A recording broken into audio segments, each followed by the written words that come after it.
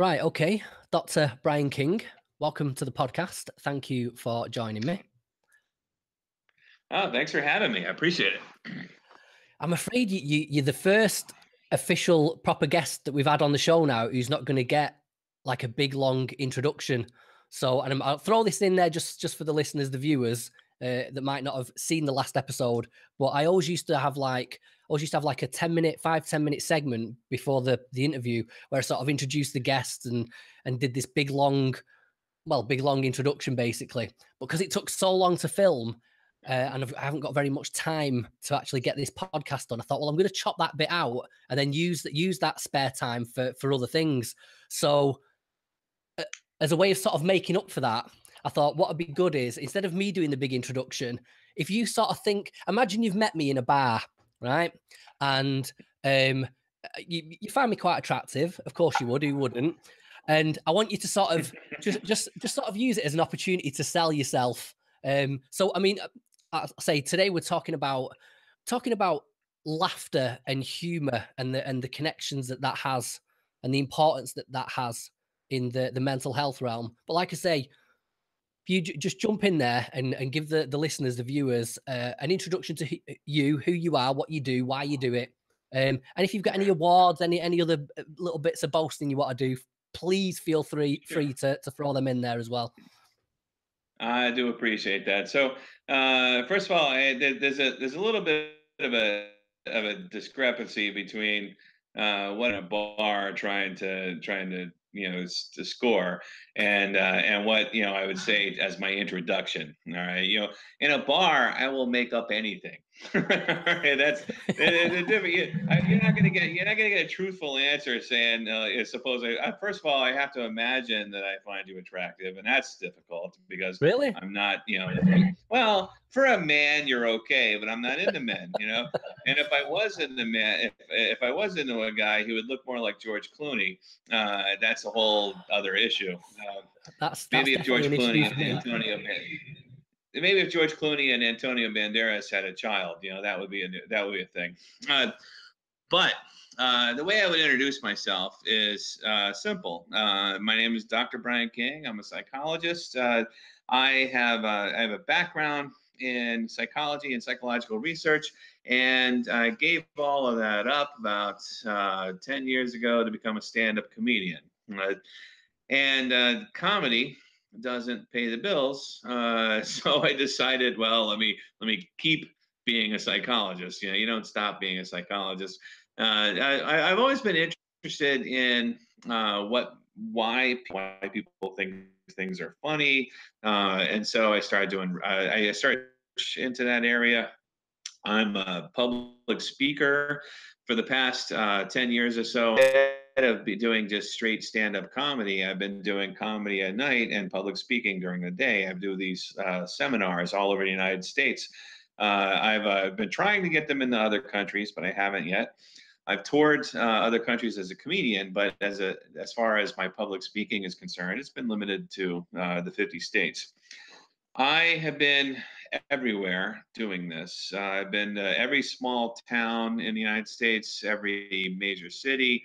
10 years covers a lot of ground and spreading the word everywhere I go. I teach people about stress resilience and managing stress. I teach people about how to be happy, and relating to both of those subjects is having a sense of humor, taking things less seriously, the medical research behind why humor is, and so I throw that in, I tie that in. A few years ago, I wrote a book. This book was actually an interesting point in this book. So, as I tour the country, being a doctor who also does stand up comedy, people always draw parallels between me and Patch Adams. You know, Patch Adams, people don't know, he's a real person. Robin Williams is playing him in a movie, but he's a real person. Well, my book, I got the book deal. The publisher came to me. I didn't come to them, which is kind of that doesn't happen in the modern world anymore. But the publisher came to me and said, we would like, would you be interested in writing a book about the benefits of laughter? And I said, I do for a living. And they said, great, because we offered this book to Patch Adams, and he declined. So I like to say that I got Patch Adams' sloppy seconds, basically. um, so I wrote the book. I continue to tour and try to get the message out. I have expanded and done some international comedy gigs in Canada and Australia, and I try to tour with the book as much as possible. I'm my part of a mobile lifestyle. We get around to travel and tour, share this information with people as much as possible. And now, of course, we have some downtime, so I'm busy trying to write the follow-up book. Okay. Well, on that basis, Brian, I think I would let you buy me a drink. So you did quite well. Oh, we've lost him.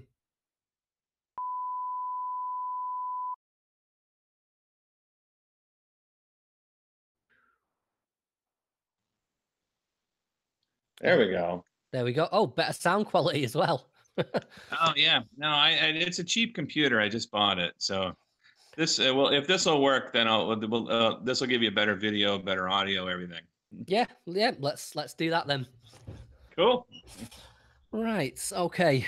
So where was we? Well, we've been. I'm trying to think how I'm gonna edit this together now. So I know. Well, I had introduced myself. I said that you weren't my type, basically. But yeah. I don't mean to hurt your feelings, but and then I think we were off to you'd let me buy you a drink or something like that. Or That was it. Yeah. So saying you did a good enough introduction that I would have let you buy me a drink. That was it. But you've made it quite clear you're not interested. So we'll move on.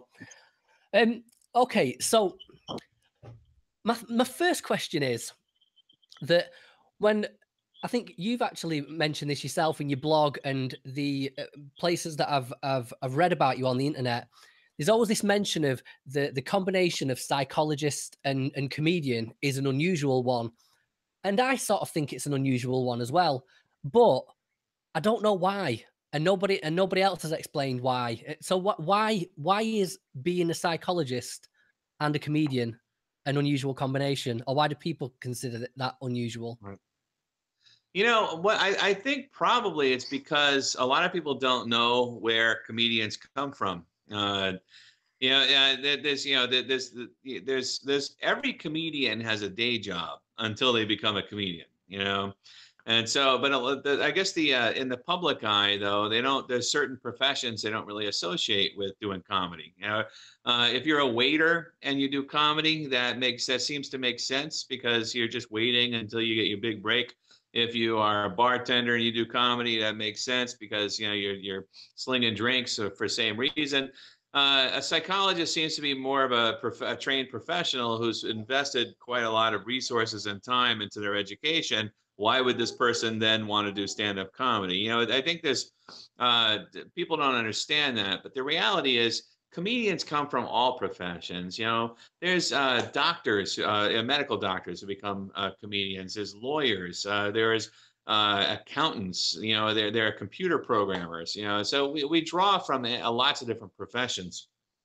Personally, I think psychology is a great match with comedy because there's two things involved when you do comedy that are the exact same things you do in psychology. And one is that you have to have an eye for understanding human behavior. You have to really, you have to really study and observe in order to be able to make jokes. And the other is you have to be able to create rapport with other people.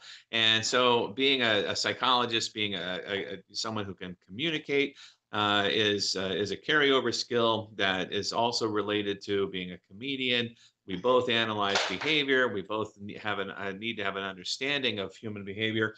The main difference is that as a psychologist, I'll understand behavior and maybe study it and do experiments and research. As a comedian, I'm just going to make jokes about it. That's basically it.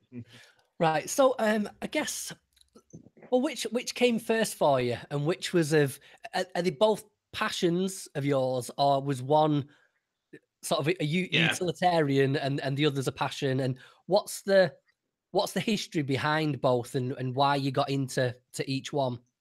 Oh, sure. Yeah. Well, so the it's definitely comedy beats psychology when it comes to my interest and my passions. I've wanted to be a comedian as long as I can remember. I mean, I think I was into comedy. Well, when I was a kid, the first time I saw Saturday Night Live was a memorable experience for me. I remember being up late, seeing this show, not really kind of understanding it, but knowing I liked it. Cracked Magazine, Mad Magazine, National Lampoon. I mean, these were the things I read as a kid. I would watch comedy all the time. Uh, I was I was never exposed to anybody in the entertainment industry when I was growing up, and so I didn't really have models for that. I never figured that it was something that I could actually do. And when I just kind of bumped around from as I grew and developed. I got exposed to psychology and people that made a living as in psychology, and since they were sort of my professional models, so to speak, I thought, oh well, maybe that's what I want to do. I knew I didn't know how to go about being a comedian.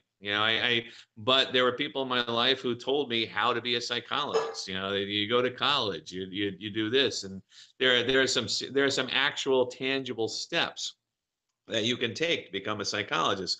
To be a comedian, you just got to be funny, and I don't know, fly to LA. That like there's this really it wasn't that obvious, and I was one of those kids that didn't I didn't take a lot of initiative, and so I just kind of went where my life took me, and it took me into psychology. And then once I got into psychology, I realized uh, I can't really do anything with psychology without a doctorate. So I got a doctorate. The entire time telling people that I wanted to be a stand-up comedian. And my whole all my life, I had this desire that I just for whatever reason wasn't acting on. And finally, after getting my PhD and working in the field for a few years, I finally decided, what, it's about time to give this a shot. And so I actually started doing performing comedy long after becoming a psychologist, but the desire was always there. The drive was always there. Why do you think that is? What do you think personality wise makes Man. a comedian? Because I think it's, it could be either, someone who likes to maybe show off and be the center of attention, but also there's that idea of comedians having a dark side, and comedy being a sort of an outlet for that. So Right. what was the draw for you? Why did you So want to be I a don't know. comedian? In my case, I can tell you that all through my life, I've always been an entertainer. And when I was a kid, I would entertain my cousins and other family members. Growing up, when I was in my teenage years, I was a class clown. I would make all my friends laugh and get in trouble. I got in trouble a lot. And my comedy came at the expense of my academic career. I'm actually a high school dropout. I actually ended up dropping out of high school, which wasn't due to academic performance. It was just due to, I didn't like it there, Mm. But that's a different issue. As far as what was it about me, I don't know. I don't know what drove me to want to be a comedian. Other than I liked making people laugh, and I saw comedians are people who get paid to make people laugh, and that was kind of the thing that drew me there. As far as my sense of humor is concerned, I actually have a sneaky suspicion, and again, I'm a psychologist who is retroactively analyzing my own youth. So there's obviously going to be error and bias. It might not be this case, but I believe that I developed my sense of humor as a defense mechanism, as a means to cope and get along in social situations. Two things that would indicate, or the two things that give me that the basis to make those claims, is that one, my family moved every couple of years. I was raised in a military household. My dad would get stationed at different places every couple of years. So every few years, I had a new school, new environment, and an immediate need to make new friends. And how do you do that? Well, I wasn't a very physical kid. I wasn't into sports. That you can easily make a ton of friends just by going to the baseball field and joining, or going to play basketball, and joining a game or whatever. But that wasn't me, and so I had to figure out ways to relate to people quickly and get people to like me quickly. And so that's how my sense of humor evolved. I'd also I would also say that perhaps my sense of humor probably evolved as a defense mechanism, because as I wasn't an athletic or physical child, I wasn't very strong. I wasn't big. I mean, I wasn't fit, and so I wasn't a fighter. The fights. Kids are kids, and sometimes those kids just want to fight with each other, and I wasn't about to fight, but I learned how to talk my way out of a fight really well. And so as a result, that was, again, humor is a defense mechanism. Humor was a way for me to instantly develop friendships with people and create connections with people. And it just kind of evolved into my development. And so I knew that humor was always going to be a big part of my life. I just didn't know how to channel it until I got older. Right. Okay. Well, I think this probably a good little segue. This. So, I believe part of your history as a psychologist, or the genesis of it, was in evolutionary psychology. Is that correct? Mhm. Before I move on. Yeah. So it's a school of thought, really. Where we look to explain modern behavior phenomena in the terms of evolved adaptations. Right. So that is a perfect segue for the a good starting question for this episode, especially, is, so what, from an evolutionary psychological perspective, what is laughing? What's the purpose of it? Do we have any speculations on how it evolved? Because I mean, as far as I know, like, we're the only species that do laugh. Maybe that's wrong, but I'll throw that over to you. Sure. Well, for starters, there are other species that laugh. We're not the only one. I would. We haven't documented laughter in that many species, but I would imagine that pretty much any mammal laughs. It's a mammalian behavior, and it makes sense too, because mammals are social animals, and laughter is a social activity. It doesn't make, if you're a lone spider building a web, what difference? Who cares if you laugh? That's really not going to have much value there. But mammals laugh, and we have research that shows that dogs laugh. That it's been documented that they laugh. We have research that shows that cats laugh. We study these animals because they live closely with us. But we also have confirmation that lab rats laugh, that chimpanzees and other primates laugh. Laughter does extend at least into the mammals, and the adaptive value for that is probably related to what I just told you about my own sense of humor, is that it provides social opportunities for more individuals in the group.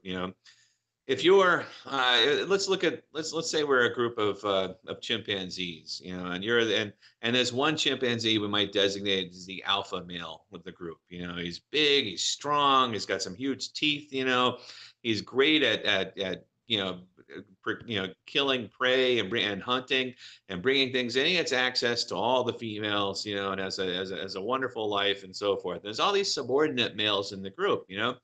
Well, the subordinate males can either ingratiate themselves with the alpha, get the alpha to like them, and so therefore the alpha, they sort of buddy with the alpha. They take, the alpha takes care of them, whatever, or they can fend for themselves, in the wild, or just live on the outskirts of their little society, because they don't have the females, they don't have the means to procure food for themselves and so forth. So what do you do to ingratiate yourself to the alpha? Well, you can show the alpha that you're important. You can be innovative. You can be a tool user. You can create something, or you can just simply entertain the alpha. And so I think that humor does serve an evolutionary purpose, and that it does create opportunities for individuals with different characteristics to be members of their society. To produce and have a role. And that role could be social cohesion. That role could be helping people to relax, helping other members to reduce their stress. But ultimately, I would think that from an evolutionary perspective, that's probably where humor came from. Is that you have a group of animals all living together. They all have individual differences in their physical characteristics. Some are going to be more successful at hunting and gathering and doing the things to survive than others, but those others still want to survive. And so to add value to the group, they then present themselves as entertainment. That's a real simple idea, but you get what I think. I hope you get what I'm talking about, and I hope your listeners don't think I'm just reducing things to some pretty simple terms here. No, I mean it does make sense, and it's, I suppose, with animals like chimpanzees, you can because of the similarity between us, you can see you can sort of imagine the court jester chimpanzee as his role. I think it's a bit harder to sort of imagine it with, like you said, that like cats have been documented as laughing. Yeah. And I mean, I don't know if this is getting too far into the biological sciences to ask you this question, if it's more of a speciality, but I'm just wondering, how do we identify, how do we know that a cat laughs? I mean, you can see it on a chimp because they look like us, but I can't imagine it, especially with cats. Cats are miserable. So I take it on faith from other researchers that cats laugh. No, I haven't really, I personally, I think they're jerks, really. But dogs, my experience with dogs is that I would believe that dogs laugh. I've owned dogs that I know have laughed. They do things that they think are funny and they laugh.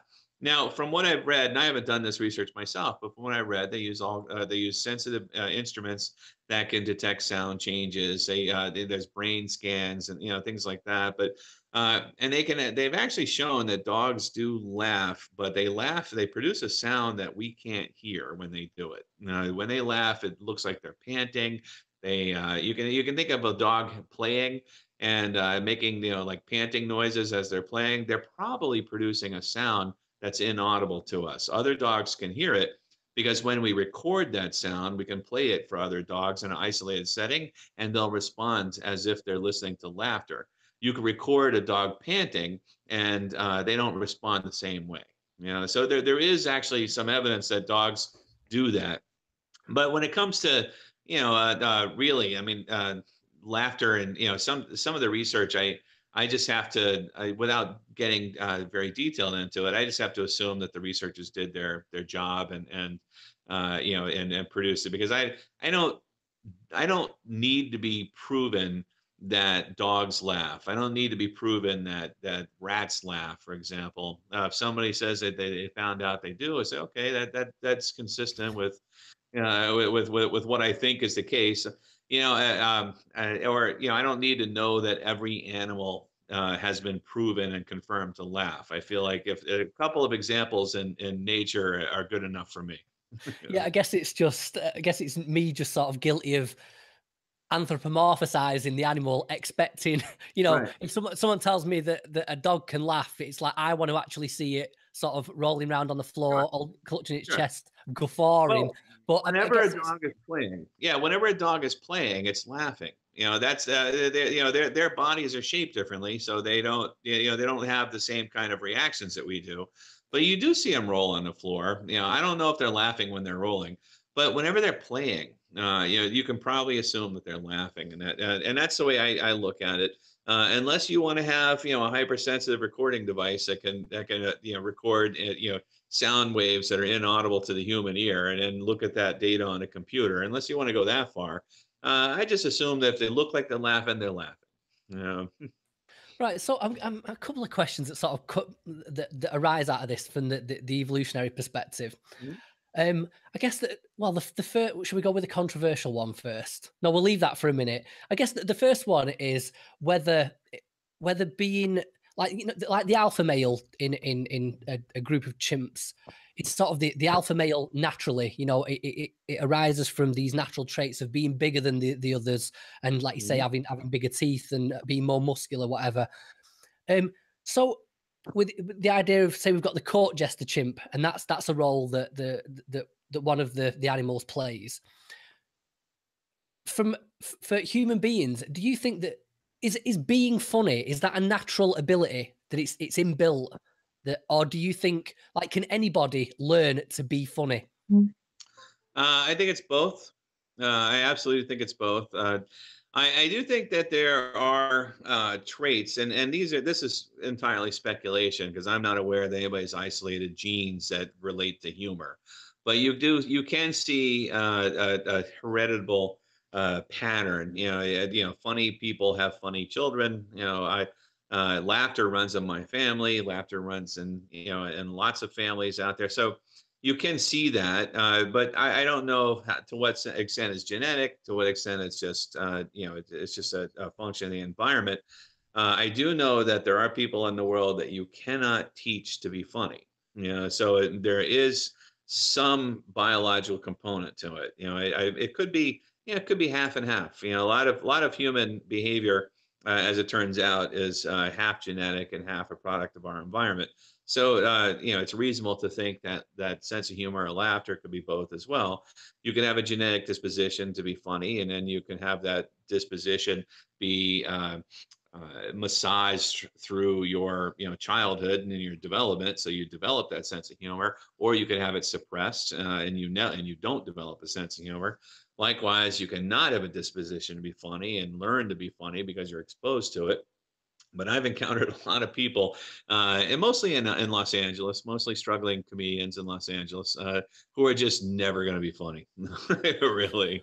Well, I mean, from a psychological perspective, do you see are there any common traits that you notice in the people that are, well, actually, I'm going to go with two sorts of people here, because I'm interested in maybe what are the common traits in people that aren't funny, but also the maybe common traits in people that are humorless, the sort of miserable bastards who never laugh at anything.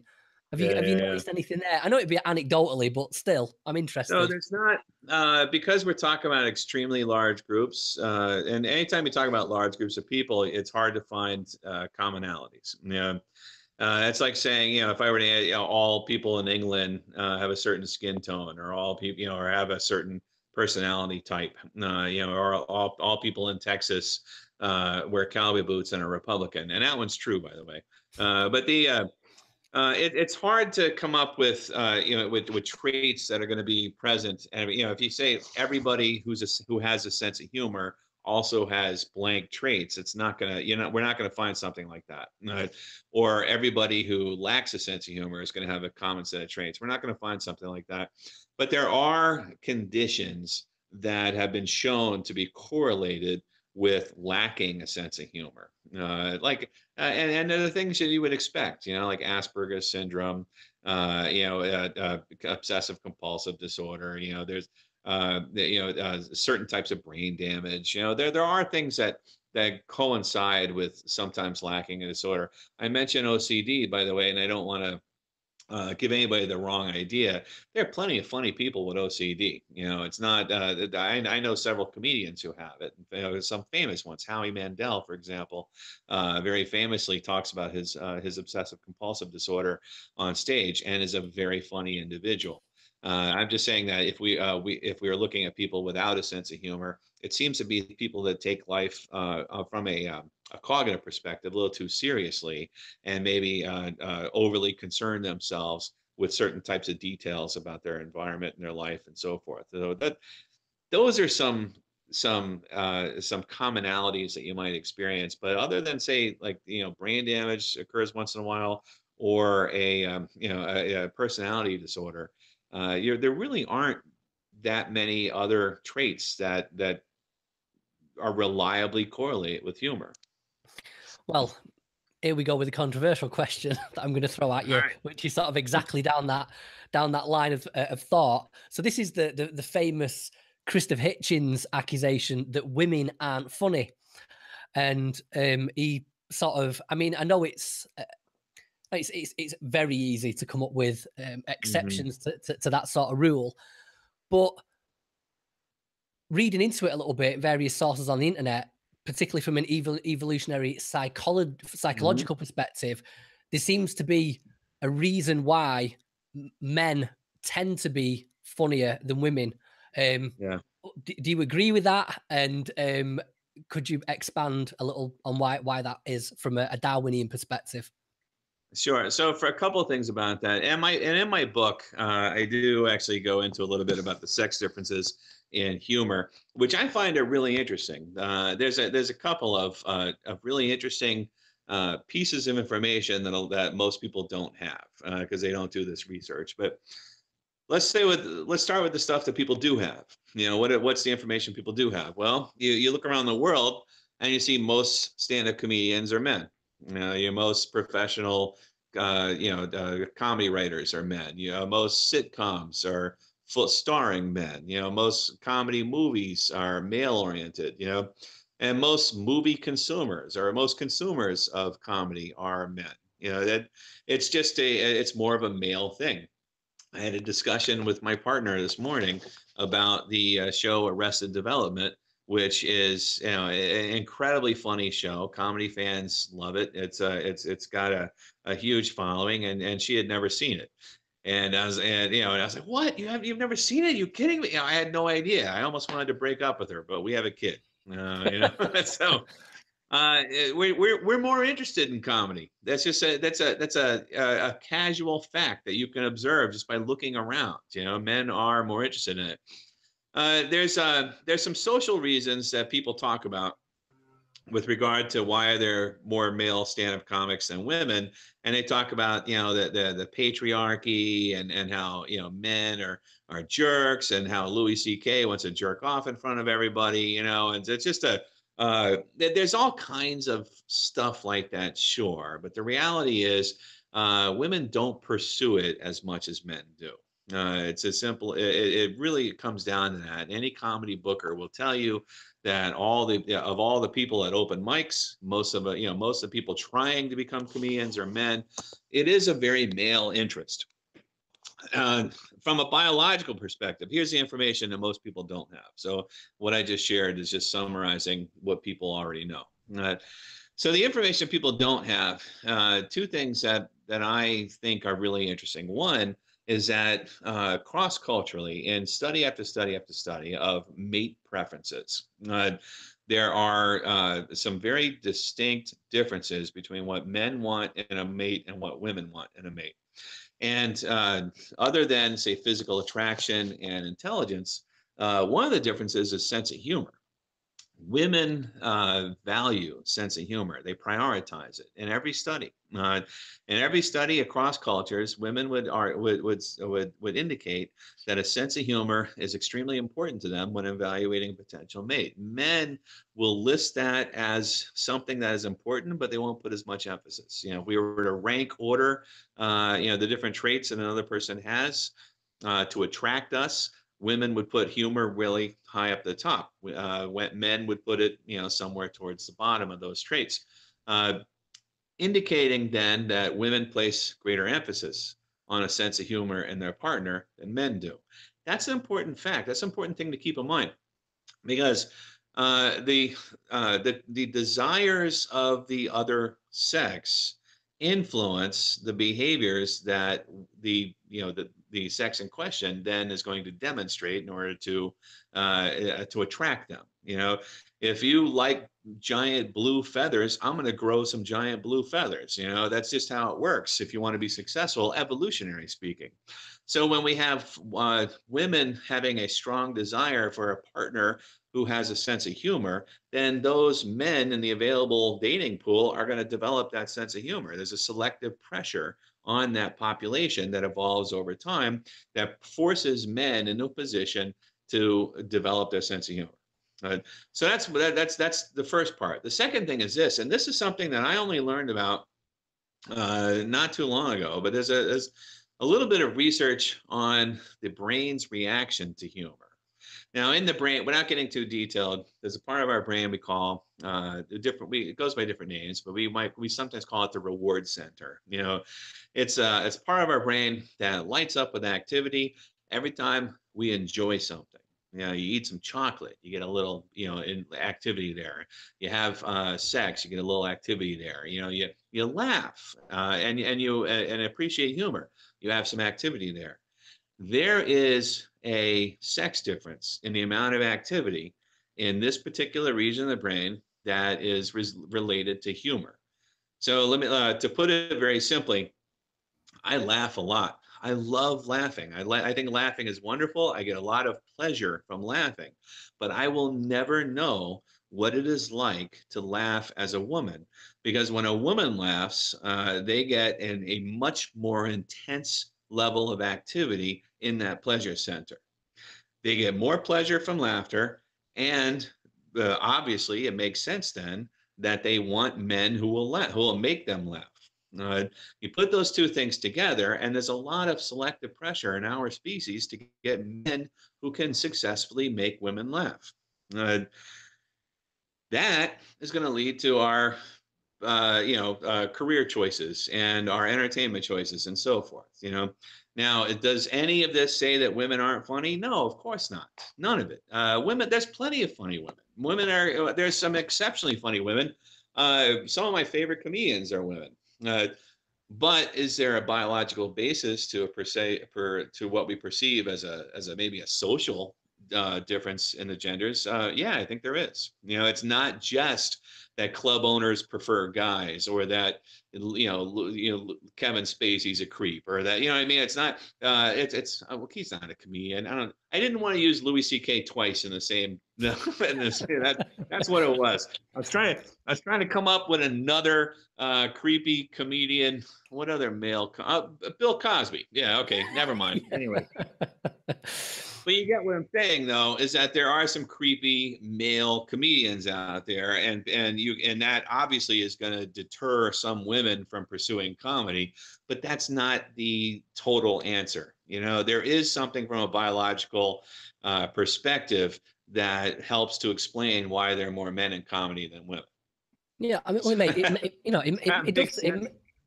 it makes perfect sense, because women are the choosers when it comes to relationship. They are the ones that give the men access to to the relationship, to the sexual relationship, to be able to have children. They're the ones that control it. So it makes perfect sense that it would. There's no reproduction without female selection. So right, okay, so right, let's move on a little bit. But before we get into sort of talking about the health benefits of humor and laughter, I think one thing I wanted to take advantage of was talking to a psychologist, a comedian, was the anatomy of humor itself, like the anatomy of a joke, okay, and why something is funny.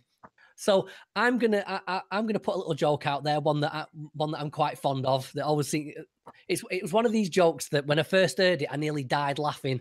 One of those sort of hysterical, rolling around, can't breathe. Okay, this isn't funny anymore. I think I'm gonna die, sort of laughing. Yeah. I probably shouldn't have given it such a big intro like that, because everyone's gonna be like, all right, well, this better be bleeding good now. But so anyway, apparently you're really good in the intros, except you decided not to do one for me. Yes. Okay. So Okay. So if you can deconstruct this joke for us and tell us why it's funny. So, man walks into a doctor's and he's got a frog stuck to his head, and the doctor says to him, "Oh, bleeding hell! What the hell happened there?" And the frog said, "I haven't got a fucking idea. It started as a boil on my ass." Okay. So why is that? What makes that a joke? Why is that funny? Yeah. Let me first, before I explain that, that really had you laughing that hard. Yeah, it did. It was. I don't know. It caught me off. Well, this might be part of what you're talking about, the anatomy of the joke. It caught me off guard. Okay. The frog was the one that Yeah, yeah. walked in there with a problem. But yeah, that joke very nearly killed me. I'm pretty sure of it. But I'll hand it over So to you. wow, that's I'm surprised that if I could kill with a joke like that, I would definitely Oh, I'm have a very better easily career pleased, than I have. Brian. How much of it might you might have had maybe a couple of drinks as well. I don't know.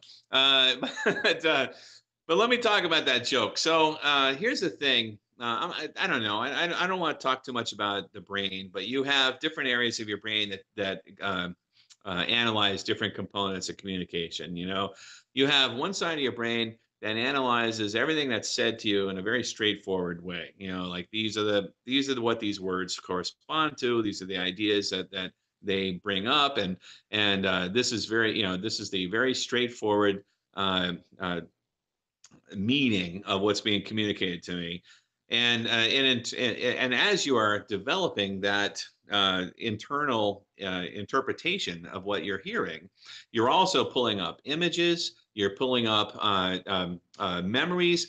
So, guy walks into a bar. Immediately in your head, you can picture there's a guy. He's walking into a bar. You know, and what that does is it helps your brain to be prepared for the next piece of information so that you can continue with the story. Your brain sets up an expectation, in other words. So the guy walks in a bar. Okay, I know where this is going. There's a guy, he walked into a bar, you know. A guy walks into a bar, he's got a frog on his head. Well, that's a weird situation, you know.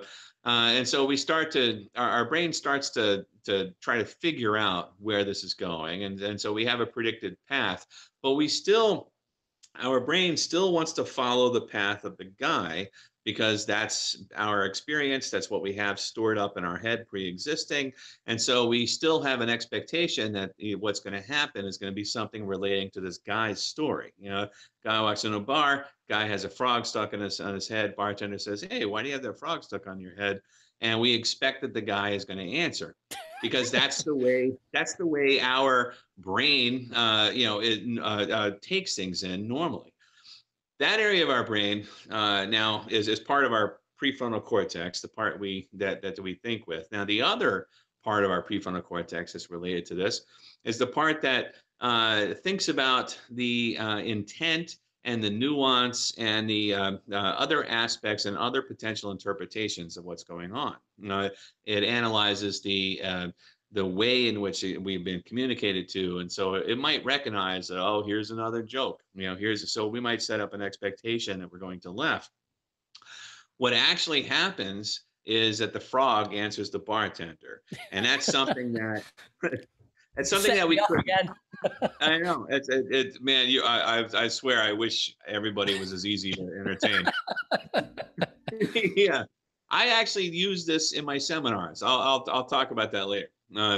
But what happens in our brain is that the expectation that we had set up for that situation was not met. There was something completely different happens, you know, and that completely different outcome is something that our brain has to quickly evaluate and figure out.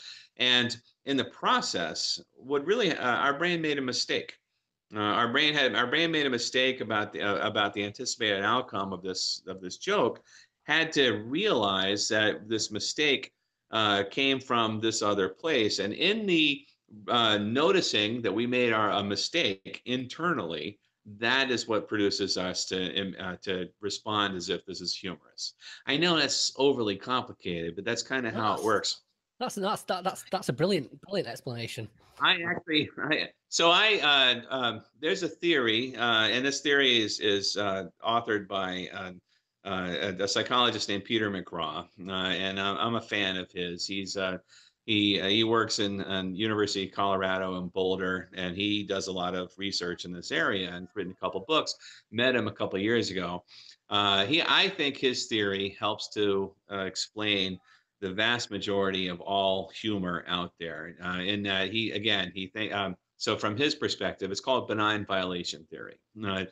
And again, similar to how I just explained it, I come from a neuroscience background, but similar to how I explained it, he would state that our brain comes up with an idea, an expectation, if you will, about how things ought to be, how things they should be, and in this context, the situation is, well, this guy's going to respond to the bartender. That's what should happen. That's what ought to happen.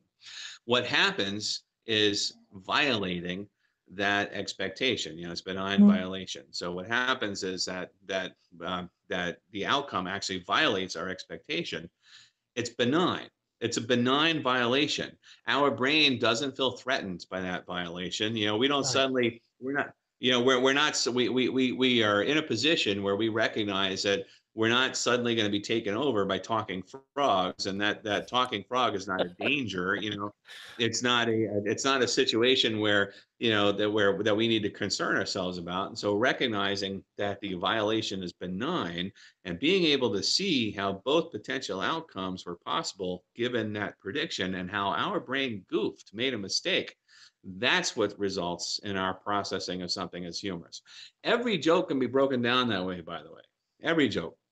I use that example. that you just gave, only I say it differently. I say a guy walks into a bar and he's got a duck on his head. He's got a duck in his head. It's like the bartender says, "Hey, man, you can't bring that in here." And the duck says, "I'm sorry, but I can't get this guy off my ass."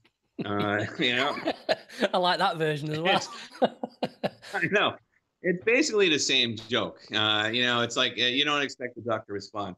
The other, and you can break down any joke like that. So I break down some famous jokes. One of my favorite jokes is from Henny Youngman. And it's a simple joke. It's only 4 words long. Henny Youngman used to get on stage and he'd go, "Hey, take my wife, please." And that's a great joke. And again, follows the exact same pattern. With the phrase "take my wife," he sets up an expectation. You hear that phrase and you think, oh, he's going to introduce his wife. That's "take my wife. I'm about to talk to her," or I'm about to talk about her. But he doesn't do that. He reverses the meaning of the whole phrase by saying "please" at the end of it. And your brain is kind of, for a moment there, has to figure out, wait a minute, what I expected to happen didn't happen. What actually happened is not threatening to me at all. Oh, it's a joke. I'm going to respond to it. Right. Okay. So I guess I have got more questions, sort of specifically to do with the anatomy of humor, but I think especially aspects of like dark humor, black humor, things like that. Mm-hmm. But I think what we'll do first, with it, like sort of in light of mental health and things like depression, anxiety, a lot of the things we talk about on the podcast. But I think we'll come back to those. So I think what I'd like to do now is, if we talk about the, if you could run us through the health benefits of laughter and of humor. And I think it's one of those things where people will sort of say, laugh, you should laugh more. It's good for you. Having a sense of humor is good for you, things like that. But it's like a flippant remark. And sounds at the same time, it sounds sort of overly obvious as well. Right. So I guess if you could just sort of you break it down for us, why, if it's true, if there are real health benefits to humor, not just the sort of the transient bit of happiness that we feel from having a chuckle about something, what those health benefits are as well. If you could sort of run us through some of those. Sure, but let me ask you really quick though. So if somebody says to you that laughter is good for you, and that sounds kind of like a flippant, throwaway remark, like, whatever, right? Well, what if somebody said to you, hey, Danny, you should go for a walk. It's good for you. Or go outside. It's good for you. These are some things are extremely good for us, and they're basic. I would say that laughter is just as good for you as going for a walk, or going, getting some exercise, basically, or putting some food in your mouth if you're hungry. Laughter is extremely good for you. But just because it's a simple behavior, and just because it's easy for people to say, "Hey, laughter is the best medicine," doesn't negate that it's a natural thing that we can do, and it is very beneficial for us. So yeah, I guess I just want to point that out.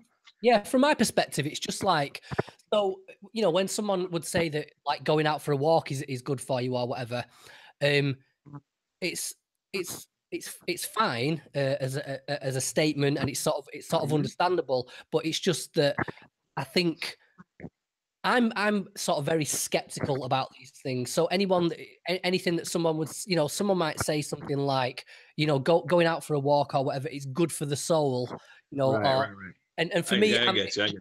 it's all a bit woo woo for me. And it's like, well, okay, I think a similar thing happened with meditation. People were sort of trying to sell me on meditation for a long time. And, the idea of like Buddhist values and things like that, and mindfulness. And it was all a bit, it just didn't hook me in. But then when I started to read about the studies, the brain scans, and the actual science behind it, that to me was like, I can take that seriously now. I see what you're saying. I see what you're saying. So when somebody says go for a walk, it's good for you. Automatically, you in your head associate going for a walk is physical activity. I understand physical exercise is good for me and healthy for my physical form. It's keeps my muscles active. It's going to keep my heart pumping and working. Breathing is good for me, etc. So you kind of already have all these associations with the exercise and being good for you. But what if I told you that go for a walk because it'll help you be less depressed? That's something that's less known. That's something that's a physical exercise, and its relationship to mental health is less common knowledge, so to speak. And I get that. And so similarly, the flip side of that being that if I say, hey, laugh, and go get some laugh, go laugh somewhere, or go get some laughter. That's a stupid thing to say. Like go see a funny movie, go experience some joy. It's good for you. Well, you might not have a connection between your physical body and in your head anyway. You might not have a connection between your physical body and the act of laughing. But you can at least appreciate how it makes you feel happy. It makes you feel good, and there's those benefits associated with it. The physical benefits of laughter are tremendous, actually. First of all, it is exercise. You burn a lot of calories when you laugh. You mentioned earlier that joke that you got tired from laughing. I couldn't stop. I couldn't stop myself. Every time I pictured that frog speaking, it set me off again. And my ribs were sore. I was crying. I couldn't breathe, and it went on for ages. So that was definitely a workout. So that's how you feel after a strenuous workout. It's the same thing. You're getting a workout to muscles that you don't work out at a gym. You're working out your diaphragm. You're working at your abdominal muscles and stuff that you normally wouldn't work out doing something else. So it is legit exercise. That's the first means of a physical benefit of laughter, is that it does provide us with physical activity. But there's all sorts of other things. So nobody's going to get thin by just laughing all the time. I'm a good example of that. It's not the kind of that's not the selling point, I guess, of laughter. Laughter does a lot of things. The couple of things I like to talk about and I focus most on is that first and foremost, it reduces stress. It reduces stress almost immediately. And when I say it reduces stress, I mean that you're going to feel more relaxed as an individual on a biological level. When you laugh, the hormones associated with stress start to go down. Those hormones are cortisol and adrenaline, which are surging through your body when you are stressed. Depending on how stressed you are, you're going to be producing lots of cortisol, lots of adrenaline, and you always get that shaky, sort of anxious feeling as a result of that. Laughter makes those hormones go down. It decreases the activity of cortisol and adrenaline. That's important. It's important because sometimes laughter is the only thing you can do to help come down from some tragedy or some life stress or adversity and so forth. That laughter, you might recognize it does make you feel good, but it's also helping to calm your body. Right? The other thing that I think is really important to point out, and I like to tell people about this, is that it gives a boost to your immune system. when you laugh, and this has been shown, the amount of time people spend laughing is positively correlated to how active certain elements of their immune system are. Laughter is going to help us overcome illnesses faster, and it's going to help us to heal faster. There are two aspects of our immune system that have been shown to be related to laughter, and those are natural killer cells and gamma interferon cells. And those cells, you don't have to know anything much more about them, except I like to point this out. They both are related to helping to fight off cancer. Uh, which I think is really an interesting thing. When I simplify all this information and break it down to people, I say, look, laughter helps prevent cancer. All right. It's very specific to cancer. Laughter isn't going to help you, isn't going to prevent syphilis. It's not going to prevent pneumonia, but it helps prevent cancer. It's amazing. It also helps us recover from cancer. There's actually a lot of studies that show that the more a cancer patient laughs during their treatment, the more positive their affect, and and the more time they spend laughing and keeping their spirits up, the more likely they're going to be successful in their recovery. Right? So those are some real important physical benefits of laughing that do actually back up that statement, laughter is the best medicine, pretty well, I think. Okay, so I guess actually that's a good little prompt for this now, actually, because I mean, when you're talking about the idea of cancer patients tend to recover quicker if they're if they're able to enjoy themselves and find humor and are laughing more. I guess a good question along those lines is, and this would relate to anyone going through a depressed period or whatever, is there some sort of, is there a trick to being able to find humor in the darker moments in life? Mm-hmm.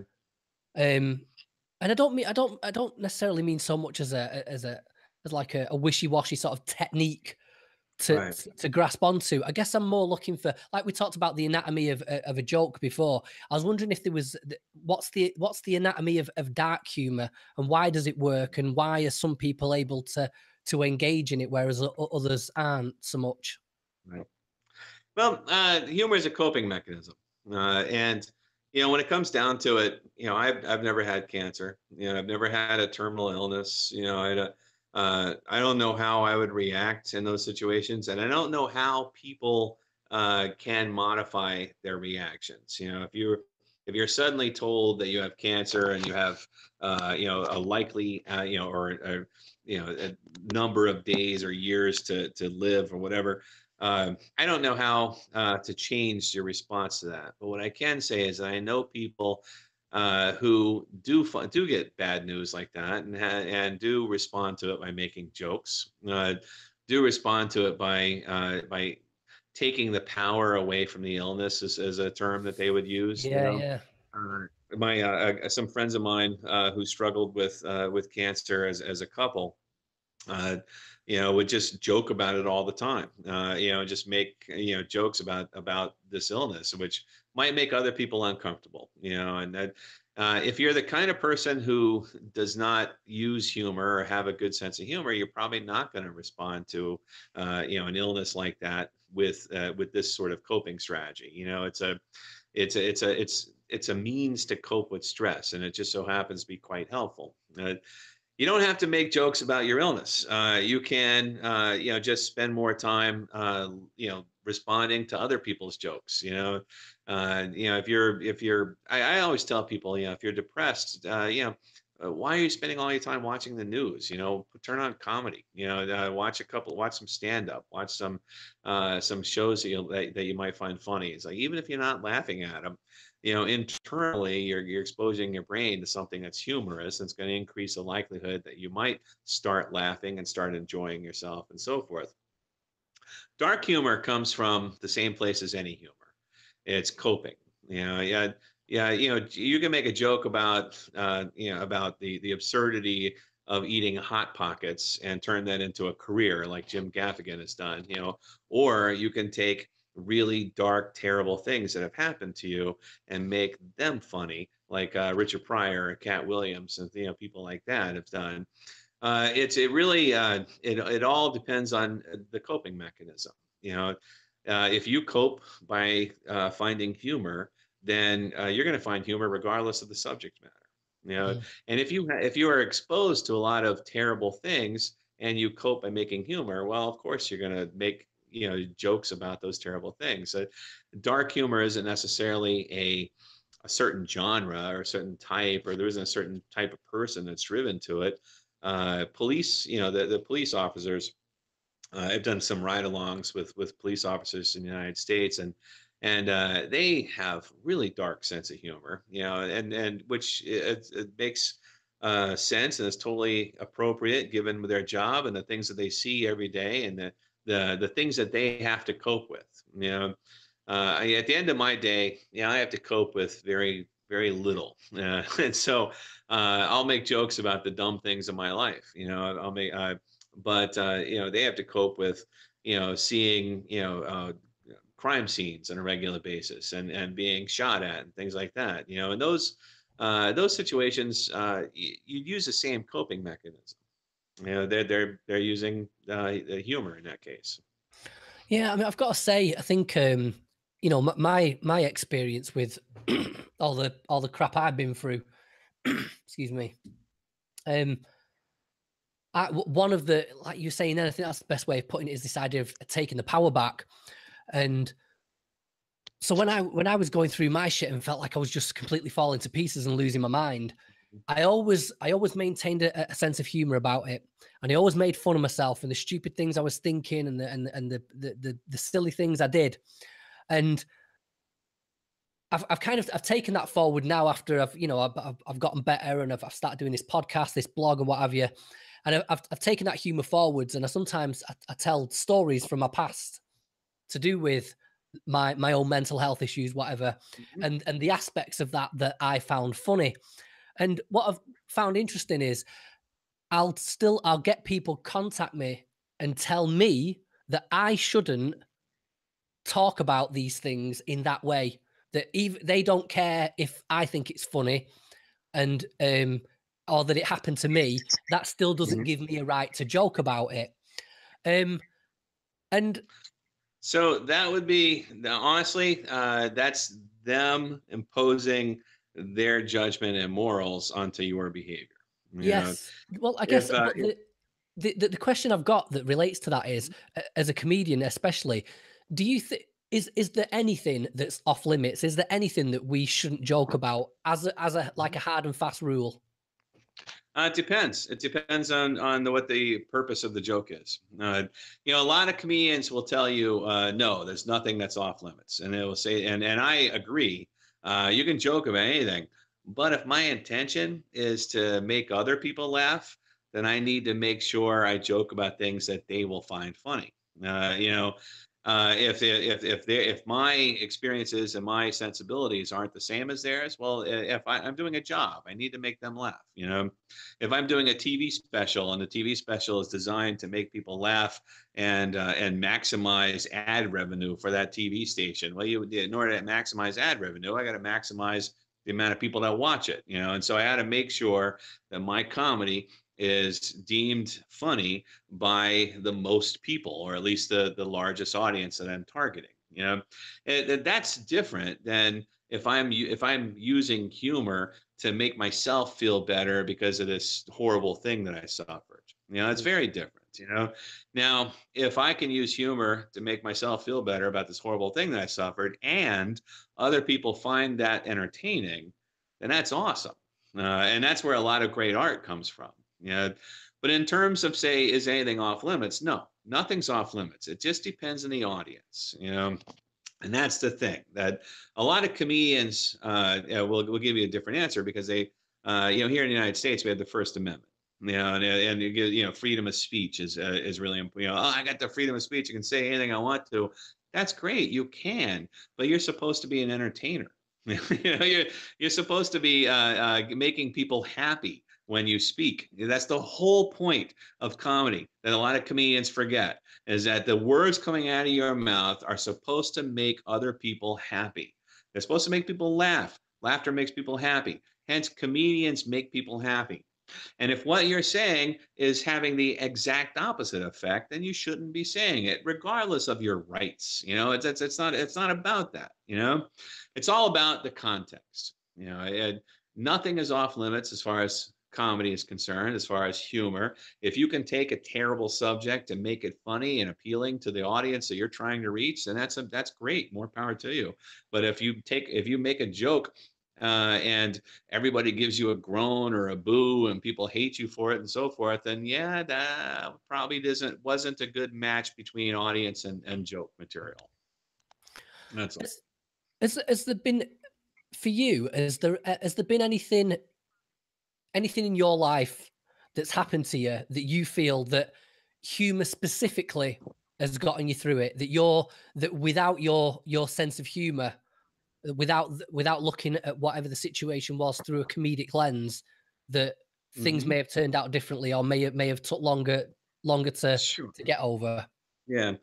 No, well, I've had a life. I mean, I don't want to get too personal, but I've had a life with lots of breakups, relationship breakups. I've had a life with lots of career changes. You know, I've been fired a lot. You know, I've had a lot of setbacks in my life. You know, thankfully, I haven't had to deal with you know, any real bad health issues or any, you know, close family members dying or anything like that.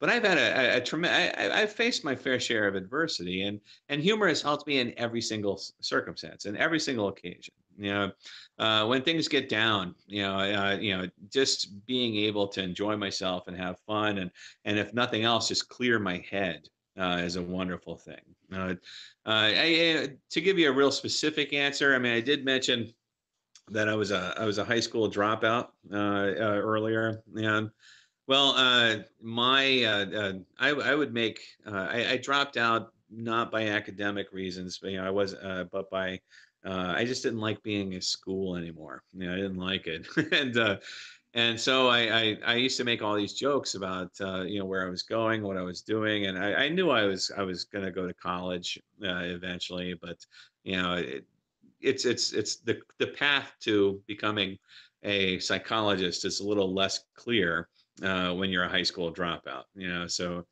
humor helped me to get through that. You know, humor helped me to work my way through the process of getting enrolled, doing what I had to do to compensate, supporting myself, because I also prematurely moved out on my own. I moved out of my parents' home when I was probably a little too young to support myself and too unskilled. And if it wasn't for humor, I wouldn't have been able to survive that particular period of my life, or you know, do what I had to do to really make it in those struggling years. Even today, I use humor to cope on a regular basis with how I live. You know, this whole traveling thing that I do day to day. You know, this whole idea that, you know, oh, I don't have anything booked on the schedule. You know, I just had a major tour canceled, by the way. And that was unfortunate. So a couple of months of my life was all planned, and I was going to get paid for it. I was going to have, you know, lots of opportunities, and now it's not happening. So now I have to figure out what I'm going to do, and I'm okay with that, because you know, just because of the way that I approach the world. You know? Well, one of the things you said a minute ago, which I totally agree with. For anyone that feels like they're going through shit, and that tendency we have to sort of sit and ruminate and just try and figure things out cognitively, instead of you know, getting too far in our own heads instead of getting out of our heads. And yeah, for me, one of the big ones for me was listening to the Ricky Gervais podcast with Stephen Merchant and Carl Pilkington. And there's absolutely hours and hours and hours of that stuff to go through. And that for me was a great way to get out of my own head and just and sort of leave the world leave the world at the door and hand the responsibility for my sense of humor over to somebody else, and to people that were funny enough that that things caught me off guard. So even in sort of the depths of despair, there's you sort of sitting there listening to it like a miserable bastard, but one joke sort of catches you off guard and makes you chuckle a little bit, and it just sort of, I don't know, it reminds you that there's light at the end of the tunnel. Do you know what I mean? The humor's still in there a little bit, even if it's just a little pilot light waiting. But yeah, my question to you on that front is, what would your recommend it? Your comedy recommendation. So I've just given one. I could give a few, but you're the professional comedian. If you was going to recommend some ways, good comedic ways for people to sort of get out of their head, what would you recommend? Yeah, well, probably one of the easiest ways is to lose yourself into some podcast or show, or movie. If you're ruminating and you got some obsessive thoughts happening in your head, you're not going to be able to switch gears on your own unless you're pretty well practiced in that. And if you are well practiced in that, well, then you're not going to be in the situation in the first place. So, for most of us, when we just get stuck in that negative thought pattern, one of the best things that is just turn on TV. Just turn on something funny, turn on something entertaining. It doesn't have to be funny, but comedy is what we're talking about today. But just switch gears. What I always say to people is, like, literally change the channel in your own mind. You have to get your mind to think about something else. And so if you can pay attention to a podcast or some YouTube videos or watch a little TV, that's great. You're not going to go from I feel depressed to I suddenly am making lots of jokes and entertaining my friends. There has to be you have to get out of that mindset first, and you get out of that mindset by starting to distract yourself with other stimuli. Yeah, it is that. It's like I think it's more like you just said. Then you're not just gonna switch on something funny and start pissing yourself laughing, and that's right. Definitely not what I did. But it was a break in the clouds. It's like I say, something catches you off guard and makes you chuckle, and it's almost like a revelation. It's all like, oh shit, like I'm still capable. I'm still capable of laughing at something. Right. It reminds you of what your brain is capable of doing, and then it snowballs. I'm sure, like, after that one laugh, you were it wasn't that long until the next laugh. It definitely snowballs. It doesn't take much to break out of it. Yeah. But if you don't expose yourself to the stimulus, then you'll never break out of it. And that's the problem. Say somebody suffers from depression, well, they get depressed, they get unmotivated. They don't really want, say, hey, why don't you try doing this? I'm like, nah, I don't feel like doing that. Hey, how about this other thing? We could do it. Nah, I don't feel like doing that. It was like, well, you want to, let's go see a movie. You're like, no, I don't really feel like it. They get into that mindset where they're kind of stuck. And so, sometimes it takes something, a pretty passive stimulus, like listening to a podcast or something to finally, sort of like catch their attention, and then once they start to get out of that, again, it's a snowball effect. And so, the little chuckle turns into, I'm going to pay more attention to this. I'm in a better mood. I'm suddenly in a better place. I'm suddenly doing this. Hey, let me go for a walk. Yeah. So what would your go-to programs, podcasts, films, what makes Brian laugh? What's your funniest film or whatever? What's your recommendation? Actually, lately, I haven't been listening to a lot of other comedians, but just because I've just been busy, with my travel schedule. But I love that a friend of mine, when I was in Australia, gave me her Netflix password, and I don't remember the password, but it's saved on my computer, so I can go to Netflix anytime I need, and I love that they are investing so heavily in comedy lately. Every time I open it up, there's a new stand-up special. Last night I was watching Donald Glover's stand-up special, and I just he is so entertaining on so many different levels. But the fact that he's not only a good actor / comedian / rapper / it's people like that really amaze me. Yeah, I was watching Netflix right now, and YouTube would be my go-to because I am on the go quite a bit. And so I just pull up my computer and I look at something. Uh, it's not an answer that's for everybody, but since this is going to be broadcast on the internet, the chances are pretty good your internet people are familiar with things like Netflix and YouTube. Yeah, there's some channels on YouTube that just are awesome, and I like to pull those up. Oh, now I'm blanking. Oh, and there's a couple of, oh man, what are the ones that I like? I'll tell you what you could do, Brian, is obviously Yeah. I'm going to write the links and everything up in the show notes. You can email them to me, and I can make sure I include them in the show notes. Unless you've got them to hand now. Well, I'd really like just people to look at my YouTube channel. Really. Well, that'll be at the top of the list. I don't have enough. I don't have enough subscribers, and I've always been interested in YouTube as a comedian because that's where I put. We post our comedy clips there, right? But lately, I've been interested in YouTube as like a YouTube creator. I'm fascinated by these people who make wonderful movies about their lives and stuff, and so I've started doing that, and I have this series of videos that nobody's watching. So maybe we can tell people to check out my channel. It's Dr. Brian King. Yeah. Oh yeah, no, we'll definitely include all those. In fact, actually, so the way this goes now is for the people that aren't subscribed to the podcast, this section is going to be coming to an end. I'm going to be doing the quickfire questions with Brian, about 10 or 15 minutes of that. That's for subscribers only. We'll be getting to that in a minute. But before we jump into those, Brian, if you just want to just actually take a moment, if you've got social media, any websites, anywhere that you'd like the listeners, the viewers to go check out, if you'd like to give them a plug now. Oh, please. My website is drbrianking.com. I have a book out called The Laughing Cure that I really hope you guys want to purchase. And I don't know, it's available everywhere online, in stores in the United States, although I have a hard time finding it at some stores. So it can be ordered, but I know it's available anywhere online.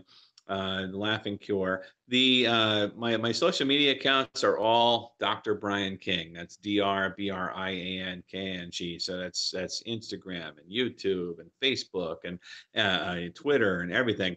I've reserved that name for pretty much every social media outlet out there. I'm really active on Facebook, but I'm trying to get more into Twitter. So my manager tells me I should tweet more. And I was like, oh, what are you talking about? I should tweet more. It's like, well, it's good enough for the president.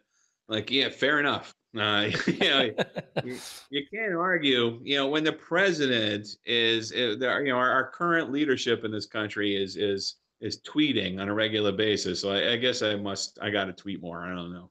Yeah. I've got to say, Brian, it's worked out pretty well for him. So apparently he's got a hot wife. So you've got another book out as well, though, something to do with Bloody Marys or something. That's right. So that's my side project, and that's probably not going to be very interesting to people in England unless they're traveling over here. But Bloody America is a website that I started about 5 or 6 years ago. So I travel quite a bit, as we've established. And as I travel, I drink Bloody Marys. These Bloody Marys are it's the world's most versatile cocktail. Like, everybody's got their own version of it. It's different in different regions. There are all these different ways that people are trying to outdo each other. I know you've seen probably some of the more extreme ones on the internet floating around as viral. So I wrote a guidebook to all these Bloody Marys that I've experienced all across the country. It covers all the United States and Canada. So it's the field guide to the North American Bloody Mary. And Mexico's not in the book because they don't really do Bloody Marys down there. I've been down to Mexico a few times, and it's just not a Bloody Mary country. But I don't even know what a Bloody Mary is. What's in it? That's because you're not in North America. That's the problem. See, it is kind of uniquely American. It really is. So It's at its core, it's vodka and tomato juice. That is the core elements that defines a Bloody Mary. It's not it doesn't sound all that appealing in that No. level, but then the people doctor it up and they put all these different ingredients and elaborate flavors and tastes and garnishes, and so it really becomes a work of art. Actually, if you check out my Facebook page for Bloody America, anybody watching, that's Bloody America, all squeezed together, one word. You can find it on Facebook, and you'll see lots of examples of crazy and interesting American Bloody Marys. It really is kind of an American phenomenon, which Australians have started to pick up on. So Canadians are doing a little bit, but Australians, I think, because they're kind of they just want to be Americans. Let's put it that, they're taking over our Marvel movies, and they're taking our Bloody Marys. So it's coming to Australia. Right. Well, I'll include that one in the show notes as well. All your links to the books as well. Are we wrapping up soon? My hand's getting tired. Yes, we are doing. We'll crack on with the quick fire questions. So the people who aren't subscribed, you'll get a couple free, but then the rest of you, if you want to listen to the rest, you're going to have to subscribe, I'm afraid. Okay, so the first one is, actually, I'm going to tack one on, and that is because my frog joke seemed to fall so flat. I mean, what would you say is the best joke in the world? Oh man, there is no best joke in the world. It's all subjective, and it really is.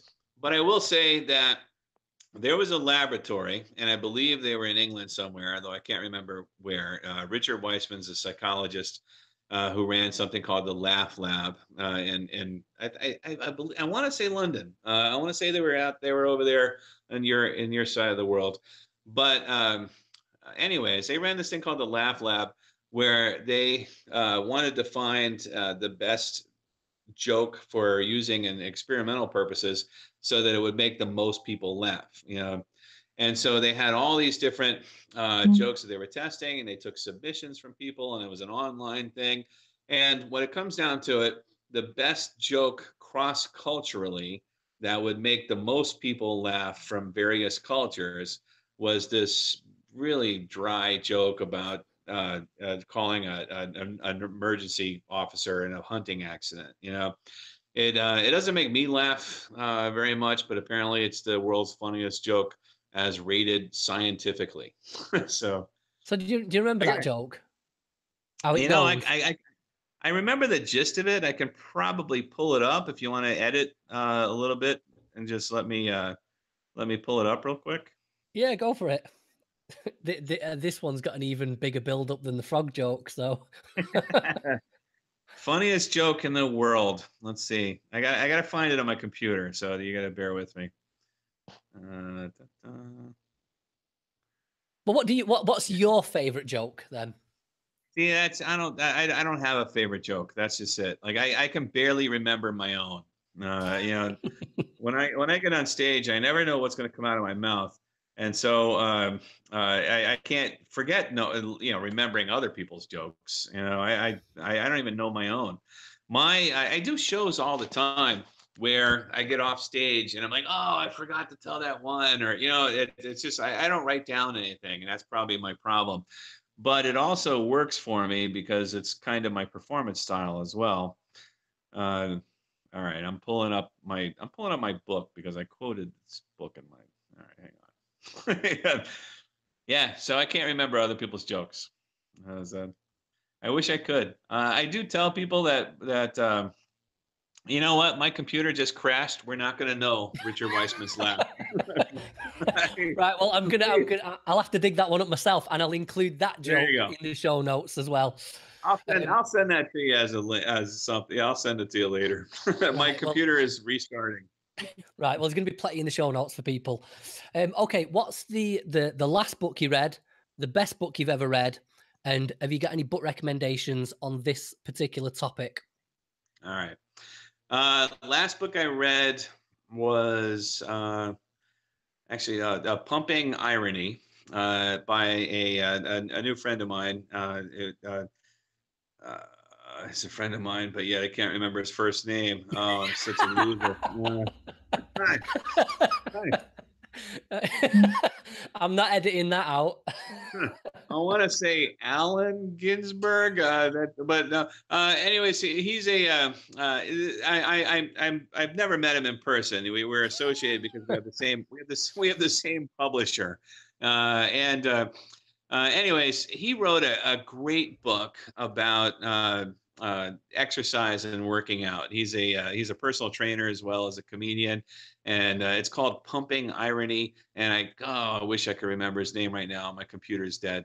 But he's a fantastic book, very funny and very informative. And as somebody, he's a personal trainer, but as a psychologist who knows a fair amount of the way the body works, the way the brain works, he's spot on everything he mentions. So I would recommend Pumping Irony to people out there, especially if you're thinking about trying to get into fitness. It's a really great book.